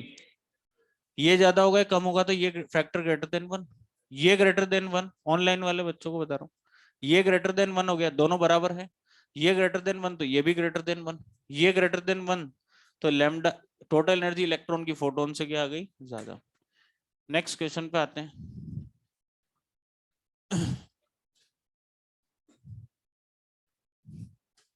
लिखिए। अच्छा, मॉड्यूल डिस्कशन रहेगा क्या आपको? नेक्स्ट लेक्चर में आते डिस्कस करेंगे। कल, कल कितनी तारीख है बच्चों? 2 तारीख है ना? 2, ठीक है, कल डिस्कस करेंगे। चलो। नहीं, मैं 3, 4, 5 को हो सकता है शायद छुट्टी पे रहूंगा, ठीक है ना। तो कल डिस्कस करना पड़ेगा, क्योंकि जहां तक पढ़ा है वहां कम से कम फोटो इलेक्ट्रिक इफेक्ट का तो डिस्कशन हो ही जाए, ठीक है। मंडे को आऊंगा क्लास में फिर मैं ना। शादी है बेटा। भांजे की शादी है मेरी। मेरी शादी दिमाग खराब है क्या तुम लोगों का? शादी। 2 बच्चे, इतने बड़े बड़े बच्चों।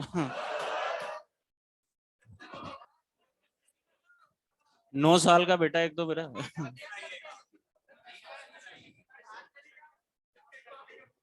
ठीक है ना। तो बाहर रहूंगा आउट ऑफ कोटा, 3, 4, 5 को, 6 तारीख को आऊंगा वापस, 7 तारीख को मंडे, संडे है 6 का ना।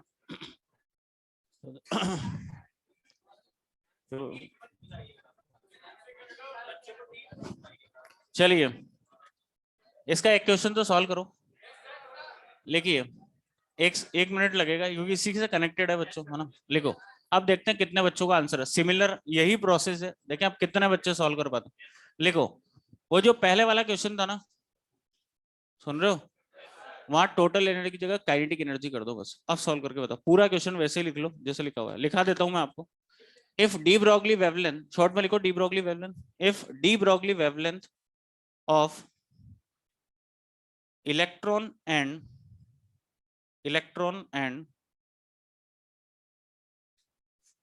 photon is same, electron and photon is same, then first part, calculate ratio of their kinetic energies, ratio of their kinetic energies, और सेकंड क्या लिखोगे, relate their kinetic energies।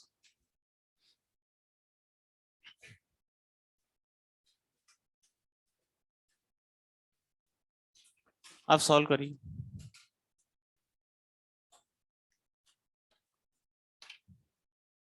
बस मैंने टोटल की जगह काइनेटिक करा है, और अगर एनर्जी भी बोले ना एग्जाम में तो काइनेटिक मानना है, ध्यान रखना। अगर वो काइनेटिक भी नहीं बोलता, एनर्जी बोलता है, तो भी काइनेटिक मानना है।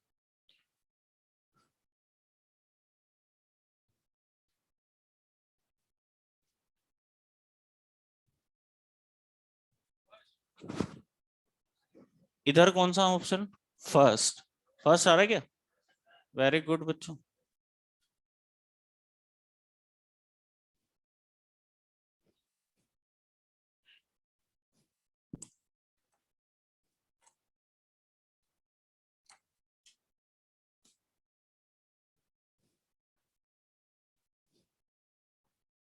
Very good. दूसरे वाले का सेकंड, वेरी गुड बेटा, वेरी गुड। इधर सेकंड का सेकंड आ रहा है क्या? इधर तो फर्स्ट और इधर सेकंड। कितने बच्चों का आंसर आ गया देखिए, बहुत बढ़िया। आपका आपको क्या कहा है, वेवलेंथ सेम दे रखी है। किसका रेशियो पूछा? काइनेटिक। तो बताइए, काइनेटिक का रेशियो निकालते हैं। इलेक्ट्रॉन के लिए ½ mv², ठीक है। और फोटोन की अगर बात करें तो फोटोन के लिए Sc/λ। वेवलेंथ कैसे लाओगे डी ब्रोगली इलेक्ट्रॉन की, ये मास रख दो यहाँ, ½ H/λ E into VE square upon Sc/λ photon. दोनों की वेवलेंथ सेम, एक वी से एक वी कैंसिल, एस से एच कैंसिल, कितना आ गया, VE/2c। ये आ गया दोनों की काइनेटिक एनर्जी का रेशियो। अच्छा बताओ, न्यूमरेटर ज्यादा है डिनोमिनेटर? डिनोमिनेटर। तो ये फैक्टर लेस देन 1 या ग्रेटर देन? Less than. अगर ये लेस देन 1 तो ये भी लेस देन 1, ये लेस देन 1 आ गया आपको। और यहां से देखोगे तो काइनेटिक एनर्जी इलेक्ट्रॉन की लेस होगी फोटोन से, ये आपका आंसर आ गया। इधर वाले बच्चों को समझ में आ गई बात? Very good. तो कल मॉड्यूल डिस्कस करेंगे, ऑनलाइन वाले बच्चों सुन लेना आप भी, ठीक है। Very good, very good. है ना, आते ही डिस्कस करेंगे, 15 मिनट स्टार्टिंग के डिस्कशन रहेगा।